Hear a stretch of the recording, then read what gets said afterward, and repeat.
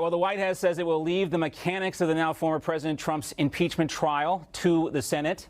Chuck Schumer and Mitch McConnell. Take a listen. We are confident, though, that just like the American people can, the Senate can also multitask, and they can do their constitutional duty while continuing to conduct the business of the American people. Still weird for me to see that. I think I'm watching an archive clip from the Obama administration. Meanwhile, the House voting to impeach President Trump last week following the deadly riots at the Capitol the week before. The House has yet to deliver that lone article of impeachment to the Senate. Meanwhile, President Biden wasted no time getting down to business yesterday, signing those 3 executive orders on his first night in the Oval Office. Those orders he signed will make America rejoin the Paris Climate Accords, mandate masks and social distancing on all federal properties, and also pledge support for underserved communities, whatever that means. Let's welcome in now Ohio Congressman Jim Jordan. He's the ranking member on the House Judiciary Committee. Congressman, great to see you again.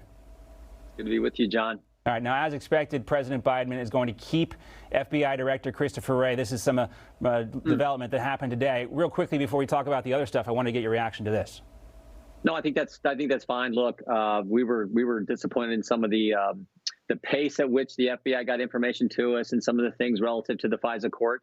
But you know, Chris Wray's not spying on people like the Obama Comey FBI did. So I think that's fine that Mr. Wray is going to stay on.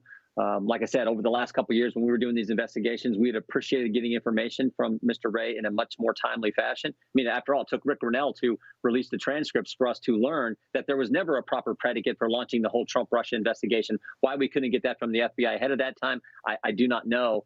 But I think, you know, overall, I think this is it's probably good that President Biden is keeping Chris Wray in that position. Yeah, FBI has a lot on its plate right now. Perhaps some continuity there might be the best thing. All right, so let's tell us a little bit more about what we can expect to see. You know, are we ever going to hear anything else about Hunter Biden? Is this a priority for you? Obviously, Speaker Pelosi controls the floor of the House, and you know, Mitch McConnell doesn't really want to push this. So where is this going to go?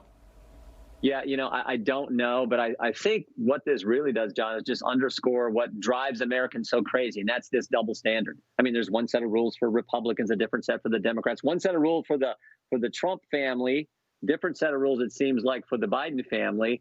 You know, we can have Lois Lerner and the IRS target conservatives a few years ago. Nothing happens to Lois Lerner. We can have the FBI spy on President Trump's campaign and 4 other American citizens. Nothing happens there. Well, maybe the best example is more recent. And John, think about this. On January 6, 2017, the Democrats objected to 11 states, but then they accuse us on January 6, 2021, they accuse us of trying to overturn an election when we object to 6, where there were real problems like Pennsylvania. So the double standard, I mean, think about this. On January 6, 2017, the Democrat chair of the Rules Committee was the very first objector. And guess which state he objected to?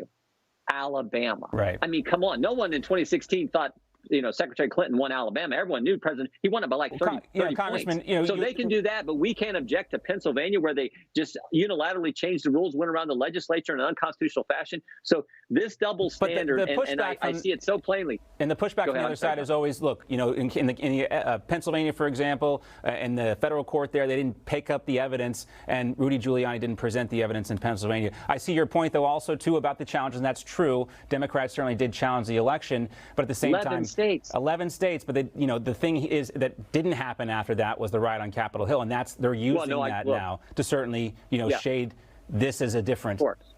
And that was tragic. It was terrible. It was as wrong could be. And just like your previous guest, and you were talking about, the people who did those terrible things need to be held to account and punished to the fullest extent of the law. We all agree with that. But they were saying that just the fact that we objected, that was somehow wrong. Like, you guys did 11 states and you objected to Alabama, for goodness sakes, when there was no evidence whatsoever. We had all kinds of strong evidence that they changed the rules for the election, changed the time, place, and manner of the election in Pennsylvania, for example, without the legislature approving that, which is a direct violation of the Constitution. And then when you get back to the Biden issue, the double standard, like, think if the Trump family were accused of half of this. Hunter Biden took $1 million from a Ukrainian company, took $3 million from a Russian billionaire, took $4 million from a company tied to the Chinese Communist Party, and that's fine. No investigation, nothing. No talk about it before the election, when everyone in this town knew about it, and I'm convinced so many reporters knew that he was already under investigation by the FBI at that time. So that double standard is what drives the American people crazy, and we got to get rid of that because it's supposed to be equal treatment under the law. It's supposed to be like that. It's supposed to be like that. A lot of people say, you know, times, the pandemic, other things might be a bigger priority, but we do see what the new administration's priorities seem to be, and it's not the pandemic, at least right now, because we're hearing you guys might not get a bill until March. Yeah, who knows? We're not even coming back to session next week, is what we've now heard. So how can you do the people's work if you're not even here doing the people's work? All right, calling a lid, perhaps another theme of the Biden administration over there in Congress. This might be spreading around. Congressman Jordan, great to see you. Thanks so much. You just watched Newsmax TV, America's fastest growing cable news channel, now in more than 70 million homes. You can get Newsmax TV on your cable system or check your cable guide. And if your system doesn't carry Newsmax, call them, tell them you want Newsmax TV, because we're real news for real people.